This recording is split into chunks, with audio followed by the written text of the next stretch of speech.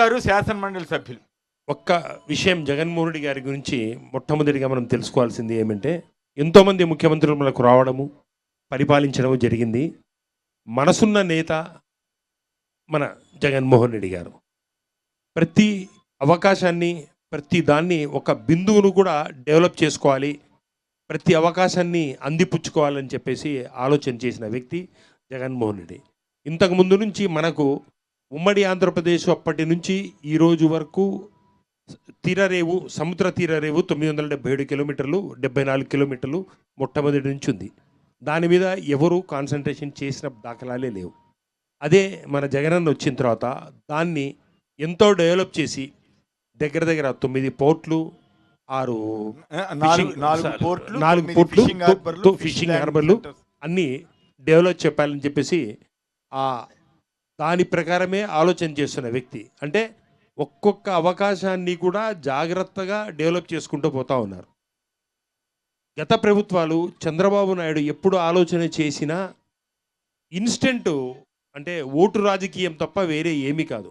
ఇన్స్టెంట్గా ఈరోజు ఇంత ఇస్తాము, రేపు ఆ ఓటు బ్యాంకు రావాలి, గెలవాలి, ప్రజలను మర్చిపోవాలి. జగనన్న ఎప్పుడు అలా చేయలేదు.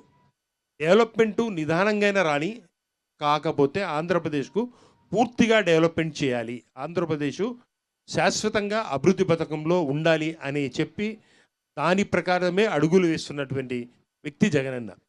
ఒక్కటి ఆలోచన చేసి చెప్తాను, ఆలోచన చేయండి. విద్యార్థులకు జగన్మోహన్ రెడ్డి నాడు నేడు ఎంత మంచి ప్రోగ్రాం పెట్టడం జరుగుతూ ఉంది.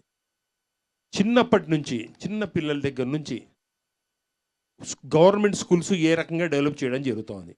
గత ప్రభుత్వాలు గవర్నమెంట్ స్కూల్ను తనకు సపోర్టుగా ఉన్నటువంటి corporate schools, corporate colleges develop చేయాలనే ఒక దురుద్దేశంతో ఏ రకంగా అణిచివేసినారనేది మనమందరము చూసిన వ్యక్తులమే.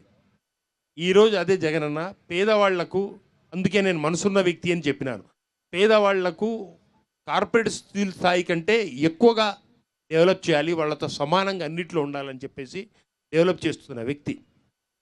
English medium, Byju's technology, school uniforms, బ్రహ్మాండమైన ఫుడ్, అన్ని రకాలుగా వాళ్లకు డిజిటల్ బోర్డ్స్, తాజాగా ట్యాబ్స్, ఎన్ని రకాలుగా డెవలప్ చేస్తూ ఉన్నారు. ఈరోజు వాళ్ళకి ఆ డెవలప్మెంట్ తెలియకపోవచ్చు, చిన్నపిల్లలు కాబట్టి. ఒక 15 సంవత్సరాల తర్వాత, 20 సంవత్సరాల తర్వాత రాష్ట్రంలో వాళ్ళు ఎంత ఉన్నతిగా ఉంటారు. ఏ తండ్రి అయినా, ఎవరైనా ఆలోచన చేసేది తన పిల్లల భవిష్యత్తే.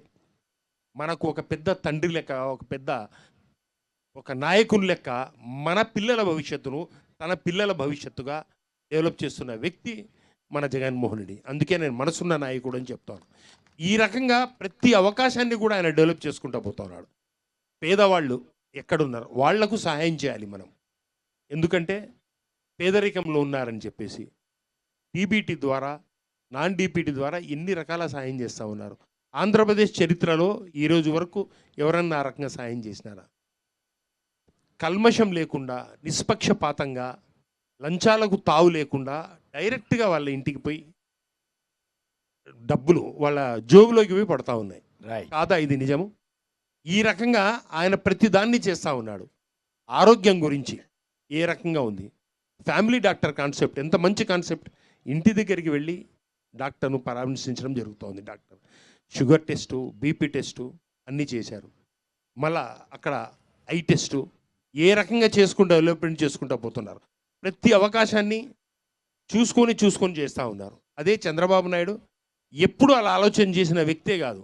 ఇప్పుడే చక్రపాణి గారు చెప్పారు, జింకల పార్కు, పులుల పార్కు, ఇట్లాంటివి పనికిమాల ఆలోచనలు తప్ప మంచి ఆలోచనలు ఎప్పుడూ చేసిన వ్యక్తి కానే కాదు. ఓర్వకల్లులో ఎంత డెవలప్ చేశారు. గ్రీన్కో, సోలారు, విండు, పవరు ఏ రకంగా డెవలప్ చేసిపోతున్నారు. వేతంచర్లలో ఎంఎస్ఎంఈ ఇండస్ట్రీస్ పార్కు తెచ్చారు. మన ఏరియాలో ఎన్ని డెవలప్మెంట్స్ వస్తూ ఉన్నాయి. ర్యామ్కో సిమెంటు స్టార్ట్ చేయడము, పునాది రాయి వేయడము, మళ్ళీ ఓపెన్ చేయడం కూడా జగన్మోహన్ రెడ్డి ఒకటి పీరియడ్లో జరిగింది. ఈ రకమైన డెవలప్మెంట్లు లేవా? రామకృష్ణారెడ్డి గారు ఇండస్ట్రియల్ అసోసియేషన్ అధ్యక్షులు. మన రాజశేఖర రెడ్డి గారు వచ్చిన తర్వాత మొదలుపెట్టిన ప్రస్థానము తన తనయుడు జగన్మోహన్ రెడ్డి గారు పవర్లోకి వచ్చిన తర్వాత కంటిన్యూ చేస్తున్నారు. కాబట్టి అది ఎంతో ఇండస్ట్రీస్కు మన వైజాగ్లో సమ్మిట్ పెట్టినప్పుడు దిగ్గజాలు వచ్చారు. ఆ సమ్మిట్లో పెద్ద పెద్ద దిగ్గజాలు. ఎప్పుడు గుజరాత్లో తప్ప అంబానీ ఫ్యామిలీ, అంబానీ గారు వచ్చారు. తర్వాత మన స్టేట్కి వచ్చారు, అదానీ కూడా వచ్చారు, పెద్ద పెద్ద దిగ్గజాలు వచ్చారు. అట్లా రంపించాడు.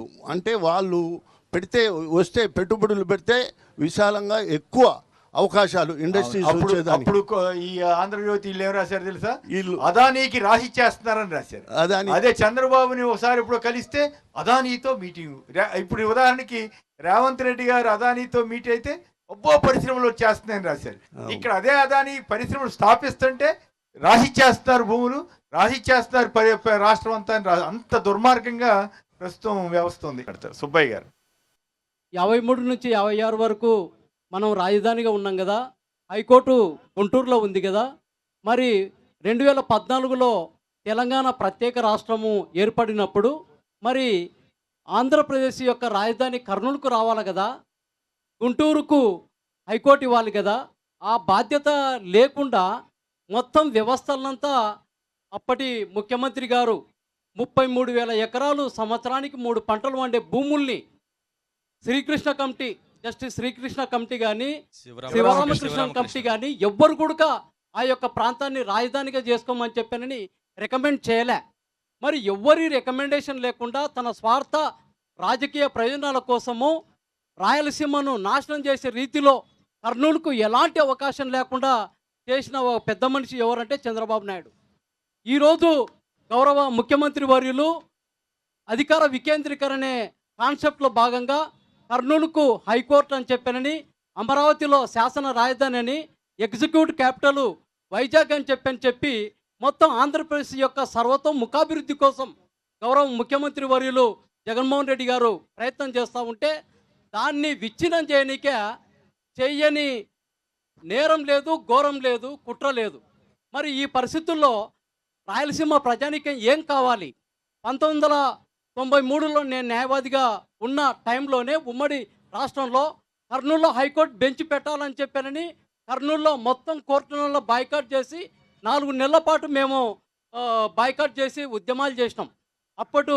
అప్పటి ముఖ్యమంత్రి మన ఈ కోట్ల విజయభాస్కర్ రెడ్డి గారు, మన రాష్ట్ర ముఖ్యమంత్రి, మన జిల్లావాడు అయ్యిండ్రు కూడా కర్నూలుకు ఎలాంటి న్యాయ రాజధాని కానీ హైకోర్టు బెంచ్ కానీ ఇవ్వలే. మరి ఈరోజు గౌరవ ముఖ్యమంత్రి వర్యులు మన ప్రాంతానికి, మరి ముఖ్యంగా కర్నూలుకు జరిగిన నష్టాన్ని పూరించడంలో భాగంగా కర్నూలుకు హైకోర్టు ఇస్తే తప్పేముందని చెప్పి నేను అడుగుతా ఉన్నా. ఈ యొక్క గౌరవ ముఖ్యమంత్రి వర్యులు చేస్తున్న అభివృద్ధికి మనం సైనికుల్లాగా పనిచేయాలా. ఒక 5 సంవత్సరాల్లో గాన జగన్మోహన్ రెడ్డి మళ్ళీ ఈ రాష్ట్రానికి ముఖ్యమంత్రి అయితే భారతదేశంలోనే ఏ రాష్ట్రం కూడా ఇంత అభివృద్ధి సాధించదు. మన ఆంధ్రప్రదేశ్ అన్ని రాష్ట్రాలకు ఒక మోడల్గా తయారవుతుందని చెప్పి నాకు సంపూర్ణమైనటువంటి విశ్వాసం ఉంది. ముఖ్యంగా ఏ దేశానికైనా ఏ రాష్ట్రానికైనా కావాల్సింది ఎడ్యుకేషను, హెల్త్, నెక్స్ట్ అగ్రికల్చరు, తర్వాత ఇండస్ట్రీస్. ఇవి ఉంటే ఎక్కడంటే ఏ రాష్ట్రం ఇవన్నీ ఉన్నాయో ఆ రాష్ట్రం వచ్చేసి సుభిక్షంగా ఉంటుంది. సో అందులో వచ్చేసి మీకు అందరికీ తెలుసు, హెల్త్కి ఎంత ఇంపార్టెన్స్ ఇచ్చారో మీకు అందరికీ తెలుసు. అలాగే ఎడ్యుకేషన్కి ఎంత ఇంపార్టెన్స్ ఇస్తున్నారో మీకు అందరికీ తెలుసు. అలాగే అగ్రికల్చర్ కూడా. ఇండస్ట్రీస్ గురించి మాట్లాడతాను. ఇండస్ట్రీస్ ఏంటంటే 2 ఇండస్ట్రియల్ కారిడార్ ఉన్న ఏకైక రాష్ట్రం అంటే ఏదన్నా ఇది ఉంది అంటే అది ఒక ఆంధ్రప్రదేశ్ మాత్రమే సార్. ఇది ఎందుకంటే బెంగళూరు టు చెన్నై అంటే మన ఏపీని టచ్ చేసుకుంటూ పోతుంది. హైదరాబాద్ టు బెంగళూరు ఇది వచ్చేసి మళ్ళీ ఇక్కడ టచ్ చేసుకుంటూ పోతుంది. ఉన్న ఏకైక రాష్ట్రం వచ్చేసి ఇది. అంటే ఇంతకుముందు నాకు తెలుసు, నేను ఏపీఐసి అంటే ఇండస్ట్రియల్ ప్రమోషన్ కమిటీ మెంబర్గా ఉన్నాను, ఎక్స్పోర్ట్ కమిటీకి మెంబర్గా ఉన్నాను. 2014 నుంచి 19 నుంచి కూడా సింగిల్ పైసా కూడా ఇన్సెంటివ్ ఇవ్వలేదు. ఆ ఇన్సెంటివ్ వచ్చేసి నెక్స్ట్ జగన్మోహన్ రెడ్డి గారు వచ్చిన తర్వాత ఒకరోజు వచ్చేసి 978 crores రిలీజ్ చేశారు. 2021 వరకు కూడా ఆయన మొత్తం క్లియర్ చేశారు. అంటే మొత్తం డబ్బులు క్లియర్ చేసిందంటే ఏకైక సీఎం గారు వచ్చేసి ఆయన అవుతారు. అలాగే ఈ యొక్క ఎవరైనా చెప్తా ఉంటారు, ఎందుకంటే ఎవరు అంటే అందరూ కొన్ని పేపర్లో చెప్తున్నారు పారిపోతున్నారు అని చెప్పి. ఎవరు అదాని వచ్చినా అంబానీ వచ్చినా కూడా ఎవరు వచ్చినా వాళ్ళు చూసేది ఏంటంటే ఇక్కడ వాళ్ళకున్న వనరులు చూస్తారు, వాళ్ళకున్న వనరులతో కాకుండా కనెక్టివిటీ చూస్తారు.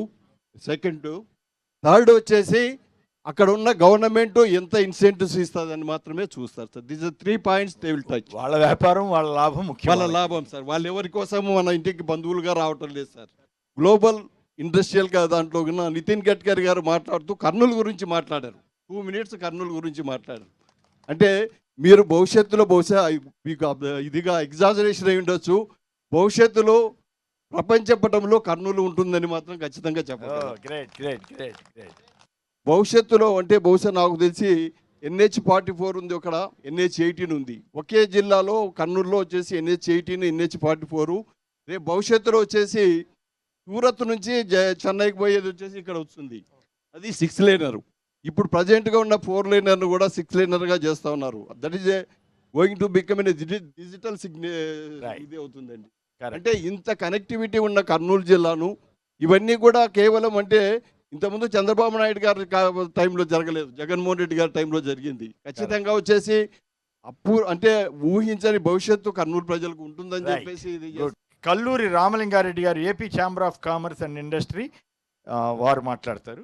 ఈ MSME యూనిట్లు స్టార్ట్ కావాలి. ఈ యూనిట్ స్టార్ట్ అయితే దీనివల్ల కొన్ని లక్షల మంది కుటుంబాలు బాగుపడతాయనే ఉద్దేశంతో ఆయన 2020 మే 29వ తేదీ టాప్ ఇండస్ట్రియలిస్ట్ అందరికీ కూడా ఒక మీటింగ్ ఏర్పాటు చేయడం. ఆ మీటింగ్లో నేను కూడా ఉన్నాను. 33 మందిలో నేను కూడా వన్ ఆఫ్ ది మెంబర్గా ఉన్నాను.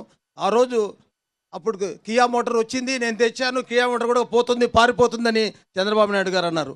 మరి అదే రోజు కియా మోటార్స్ వాళ్ళ CEO, వాళ్ళ MD ఇద్దరు వచ్చారు కియా తరఫున. వాళ్ళిద్దరు కూడా మేము మళ్ళీ ఎక్స్పాన్షన్ పోతున్నాము, మీ యొక్క ప్రగతిని చూసి మీరు ఈ రకంగా డెవలప్ చేస్తారని చెప్పడం జరిగింది. కాబట్టి అదేవిధంగా ఇప్పుడు ఓరొక్కళ్ళు ఇండస్ట్రియల్ పార్కు, అదేవిధంగా కొప్పర్తి ఇండస్ట్రియల్ పార్కు, ఇక్కడనే రామ్కో సిమెంటు, ఇక్కడనే JSW సిమెంటు, ఇన్ని యూనిట్లు మొత్తం ఈరోజు MSME తరఫున కొన్ని లక్షల మందికి ఉపాధి కలుపుతూ ఉంది. అదేవిధంగా ఇప్పుడు ముఖ్యంగా అందరూ పెద్దలు చెప్పినట్టు నేను ఏపీ ఫుడ్ ప్రాసెసింగ్ ఫెడరేషన్ ప్రెసిడెంట్గా ఉన్నాను. మరి ముఖ్యంగా కోస్టల్ కారిడార్, ఇంత కారిడార్ వండుకొని ఈరోజు గుజరాత్ ఫస్ట్ డెవలప్ అయింది. గుజరాత్లో ఎందుకంటే అక్కడ అవకాశాలు ఉన్నాయి కాబట్టి అక్కడ డెవలప్ అయింది. అదే గుజరాత్ నుంచి ఈరోజు గుజరాత్ ఛాంబర్ ఆఫ్ కామర్స్ వాళ్ళు మరి ఎంత తెలివితేటలు ఉన్నాయి వాళ్ళకు, ఇక్కడికి వచ్చి విజయవాడలో గుజరాత్ ఛాంబర్ ఆఫ్ కామర్స్ ఏర్పాటు చేసినారు. ఎందుకంటే ఇక్కడ తెలుసు వాళ్ళకి ఇక్కడ అభివృద్ధి ఉంది, ఫ్యూచర్ ఇక్కడనే డెవలప్ అవుతుంది. కాబట్టి మీరందరూ పోండి. మోడీ గారు వాళ్ళందరినీ ఇక్కడికి పంపించారు.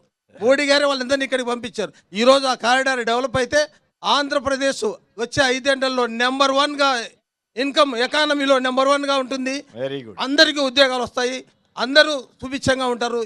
అయితే మేము అసెంబ్లీ ముట్టడి కార్యక్రమం పెట్టినప్పుడు చంద్రబాబు నాయుడు గారు అసెంబ్లీ ముట్టడికి వెళ్తే మాకు స్పష్టమైన హామీ ఇవ్వకుండా ఒక హామీ ఇచ్చి గాలిలో దీపంలాగా పెట్టేసి దాన్ని మళ్ళీ చట్టసభలో అసెంబ్లీ సాక్షిగా ఖచ్చితంగా కర్నూలుకు శ్రీ బ్యాగ్ ప్యాక్ట్ ప్రకారం హైకోర్టు పోయింది కాబట్టి మీకు బెంచ్ ఇస్తా అని చెప్పేసి ఒక హామీ ఇచ్చి గాలిలో పోయే హామీలన్నీ ఇచ్చి మాకు అన్యాయం చేసినాడు. కాకపోతే మనకు 2019లో వచ్చిన మన ప్రభుత్వం ముఖ్యమంత్రి గారు, గౌరవ ముఖ్యమంత్రి గారు మా ఆవేదన విని మేము ఇచ్చిన రిప్రజెంటేషన్ల ద్వారా జూనియర్ అడ్వకేట్స్కు 5,000 స్టైఫండ్ అయితేనేమి ఏ రాష్ట్రంలో లేదు. మనకు భారతదేశంలో ఏ రాష్ట్రంలో జూనియర్ అడ్వకేట్స్కు 5,000 రూపాయలు స్టైఫండ్ ఇచ్చిన దాఖలా లేదు.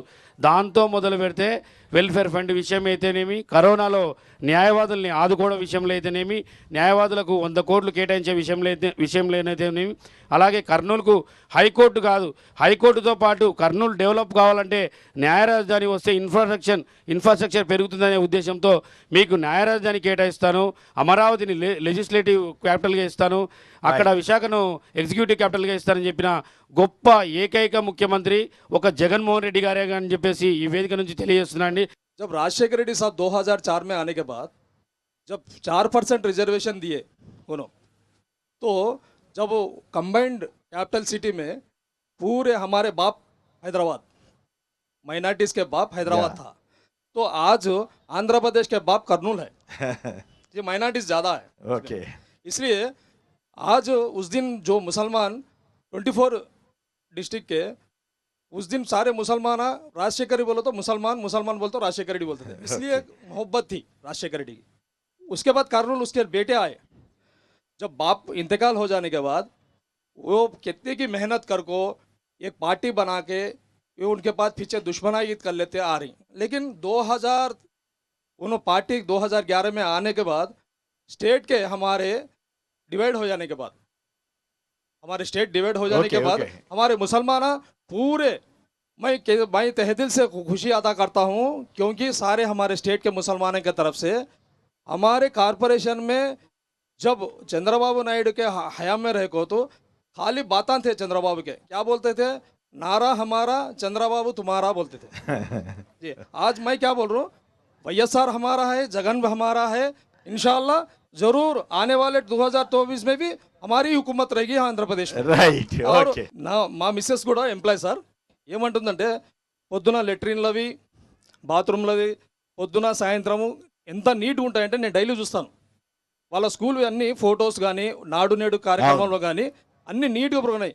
నా భార్యనే ఒక టీచర్గా ఉండి హెడ్ మాస్టర్గా ఉండి ఆమె చెప్తుంది, అంటే ఇంత అభివృద్ధి నేను కూడా సర్వీస్ ఇంకా 10 years ఉంది నా భార్యకి, ఆమె 30 yearsలో నేను ఇంతవరకు ఎప్పుడు చూడలేదు ఏ ముఖ్యమంత్రిని, కానీ ఆయనకే నేను ఓటేస్తానని నా భార్య ఈ రోజు నాతో గౌరవం చెప్పుకుంటారు. ఇంతవరకు కూడా కొన్ని ఏండ్లుగా ఒక పొగాకును మాత్రమే ప్రాసెసింగ్ చేస్తుండ్రి. ఇప్పుడు 2004లో దివంగత ముఖ్యమంత్రి వైఎస్ రాజశేఖర రెడ్డి గారు ఫుడ్ ప్రాసెసింగ్ యూనిట్తో పాటు ప్రాసెసింగ్ యూనిట్ని అంటే స్పైసెస్ ప్రాసెసింగ్ యూనిట్ని పెట్టాలని కృషి చేసిన తర్వాత ఇప్పుడు మన ముఖ్యమంత్రి వైఎస్ జగన్మోహన్ రెడ్డి గారు మన పల్నాడులో గుంటూరు జిల్లాలో అవును చిలకలూరిపేట దగ్గర చిల్కలు స్పైసెస్ ఇండస్ట్రీస్ స్పైసెస్ పార్క్ని ఏర్పాటు చేసినారు. స్పైసెస్ పార్క్ ఏర్పాటు చేస్తూ పసుపు మరియు అన్ని ధాన్యాలను ఈరోజు ప్రాసెసింగ్ చేయడానికి మొదలుపెట్టిన ఏకైక ముఖ్యమంత్రి వైఎస్ జగన్మోహన్ రెడ్డి గారు. రైట్ థ్యాంక్ యూ అన్న. అంత పెద్ద కరోనా వచ్చిన టైంలో మన పవన్ కళ్యాణ్ గారు రోడ్లు బాగాలేవని చెప్పేసి 2 బాలలు సిమెంట్ వేసి రోడ్లు పూర్తనిక ప్రయత్నం చేసినాడు. అంటే అప్పటికి మన గవర్నమెంట్ వచ్చేసి 1.5 సంవత్సరం 2 సంవత్సరాలు అయింది. అంటే అంతకుముందు తెలుగుదేశం గవర్నమెంట్ రోడ్లు వేయనట్లా, ఏ చింటే ఆ రోడ్లు నాణ్యత లేనట్లా. ఒక్కసారి ఆలోచించాల పవన్ కళ్యాణ్ గారు. ఆ రోజు చంద్రబాబు నాయుడు నువ్వు ఎందుకు ప్రశ్నించలేదు? ఈరోజు జన సైనికులందరినీ నిన్ను ప్రశ్నించే స్థితికి తెచ్చుకున్నావు. ఒక దివంగత నేత రాజశేఖర రెడ్డి గారు 2004లో ముఖ్యమంత్రి అయిన తర్వాత ఒక రైతు అతను చెప్పింది 4 మాటలే. నేను 2004 వరకు నేను ఈ ఊర్లో ఉండాలన్నా ఉండకూడదా, నీకు 2004లో రాజశేఖర రెడ్డి వచ్చి నీళ్ళు వచ్చిన తర్వాత నేను అప్పులలో ఉన్నాను, నేను ఆ సంవత్సరం పండించుకొని అప్పులలో తీసుకున్నాను. 2005లో మళ్ళా నీళ్ళు వచ్చినాయి, నేనే ఇప్పుడు ఇంకొకరికి డబ్బులు ఇచ్చే స్టేజ్కి వచ్చినాను, నేను రాజశేఖర రెడ్డి తప్ప ఎవరిని గురించి ఆలోచించానంటే అంత ఆ పరిస్థితుల్లో మొత్తం అంటే రైతులు ఎంత ఇబ్బందులు ఉన్నారో ఎప్పుడైతే ఆ ఎస్ఆర్బీసీకి నీళ్ళు ఇచ్చిన తర్వాత ఈరోజు రైతులందరూ కూడా పాణ్యం కానీ బనిగానపల్లి కానీ ఈరోజు బాగా ఉండగలుగుతారంటే మాత్రం దానికి దివంగత నేత రాజశేఖర రెడ్డి అనేది మాత్రం మనం ఎవరం కూడా మర్చిపోవడానికి. పారిశ్రామిక ప్రగతిలో ఉద్యోగాల కల్పనలో రాష్ట్రాన్ని అగ్రస్థానంలో నిలబెట్టిన ఏకైక సీఎం వైఎస్ జగన్మోహన్ రెడ్డి అని మీ గుండెలపైన చేయేసి చెప్పడానికి మీరు సిద్ధమా? సంక్షేమంలో, అభివృద్ధిలో, పరిశ్రమల్లో, ప్రాజెక్టులో రాయలసీమను అగ్రస్థానంలో నిలబెట్టిన ఏకైక సీఎం వైఎస్ జగన్ అని మీ గుండెలపై చేయేసి చెప్పడానికి మీరు సిద్ధమా? అభివృద్ధి వికేంద్రీకరణతోనే అన్ని ప్రాంతాలు అభివృద్ధి చెందుతాయని, సమానంగా అభివృద్ధి చెందుతాయని, కర్నూలుకి న్యాయ రాజధానిని ప్రకటించి ఆ దిశగా అడుగులు వేస్తున్న ఏకైక నాయకుడు వైఎస్ జగన్ అని మీ గుండెలపై చేయేసి చెప్పడానికి మీరు సిద్ధమా? ఇదే అంశాన్ని ప్రతి ఒక్కరికి తెలియజేయడానికి జగన్ తరపున మీరందరూ స్టార్ క్యాంపెయినర్లుగా మారడానికి సిద్ధమా?